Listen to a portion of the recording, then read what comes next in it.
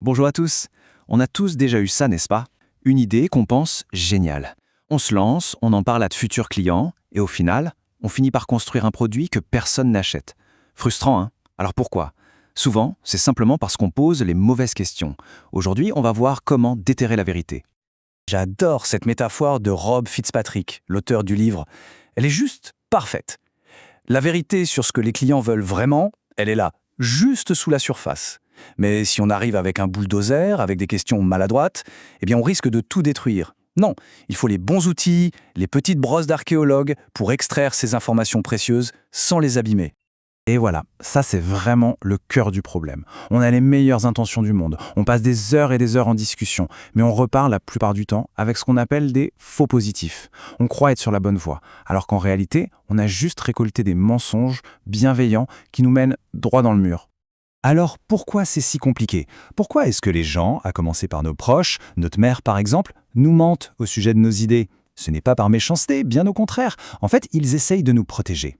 Et c'est justement là que se trouve tout le piège. Et voilà, l'échec classique en plein dans le mille. Le fils demande une opinion sur une idée future, complètement hypothétique. Est-ce que tu achèterais?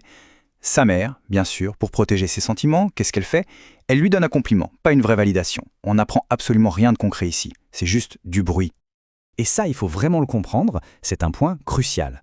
Une conversation client mal menée, c'est plus dangereux que pas de conversation du tout. Pourquoi? Parce qu'elle nous donne un faux sentiment de sécurité. On investit du temps, de l'argent, de l'énergie en se basant sur ces pseudo-validations pour finalement se rendre compte, bien plus tard, que personne n'en voulait vraiment. Heureusement, il y a une solution, une méthode toute simple pour, disons, réparer nos conversations et enfin déterrer la vérité. Ça s'appelle le mom test. Et l'idée, ce n'est pas de tester sa mère, non. C'est d'apprendre à poser des questions auxquelles même elle ne pourrait pas mentir. Voilà, la définition est super claire et directe. Le mom test, ce n'est pas une théorie complexe et indigeste. C'est un guide pratique. Le but, c'est de reformuler nos questions pour qu'elles arrêtent de tourner autour de notre ego ou de nos idées et qu'elles se concentrent sur la vie, sur les expériences concrètes de la personne qu'on a en face de nous.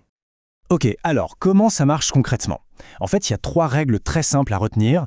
La première, on parle de leur vie, de leurs problèmes, pas de notre super idée. La deuxième, on se concentre sur des faits précis qui se sont passés dans le passé, pas sur des opinions sur le futur, parce que le passé, c'est du concret. Et enfin, la troisième, et c'est peut-être la plus importante, on se tait, on parle moins et on écoute plus, vraiment plus. Le but, ce n'est pas de vendre, c'est d'apprendre. Allez, voyons maintenant ce que ça donne en pratique. Parce que transformer nos mauvaises habitudes en bonnes questions, c'est vraiment tout l'art du mom test. Et c'est ça qui fait la différence entre une conversation inutile et une véritable mine d'or d'informations. Regardez cet exemple, il est parfait. La mauvaise question, c'est « est-ce que c'est une bonne idée ?» On demande une opinion qui ne vaut rien. La bonne question, elle, cherche des faits. Comment gérez-vous ça actuellement? Ça nous renseigne sur les comportements, les frustrations, les solutions de contournement qu'ils ont trouvées. C'est là que se trouve toute la valeur. Et en voici une autre, tout aussi éclairante. Demandez un prix hypothétique. Combien mettriez-vous pour ça? Ça ne donne qu'une réponse optimiste, sans aucune valeur réelle. Par contre, si on cherche à comprendre combien le problème leur coûte aujourd'hui, que ce soit en temps ou en argent, là on a une encre, une base réelle pour évaluer la valeur de notre solution. On cherche des faits, pas des promesses en l'air.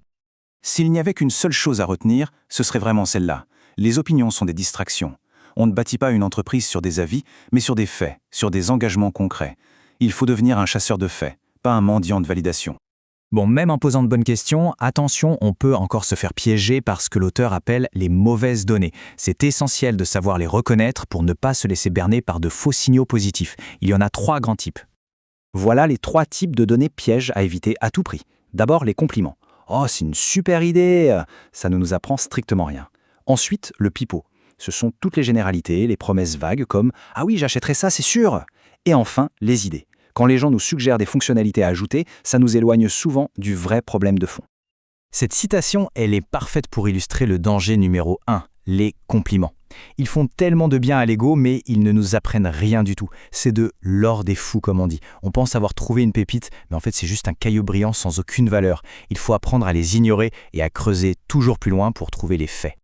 Et voilà pourquoi on reçoit autant de compliments. C'est simple. Dès qu'on expose notre idée, on expose aussi notre ego. Et à partir de là, les gens passent en mode protection. Ils ne veulent pas nous blesser, et donc ils vont nous dire ce qu'ils pensent qu'on a envie d'entendre. Le simple fait de pitcher son idée contamine toute la conversation. Alors finalement, c'est quoi le but? Ce n'est pas de vendre son idée, ni de recevoir des compléments. Le véritable objectif de toutes ces conversations, c'est de changer notre état d'esprit. On doit passer de cette quête d'approbation à une quête de vérité. Et ce, même si la vérité est inconfortable.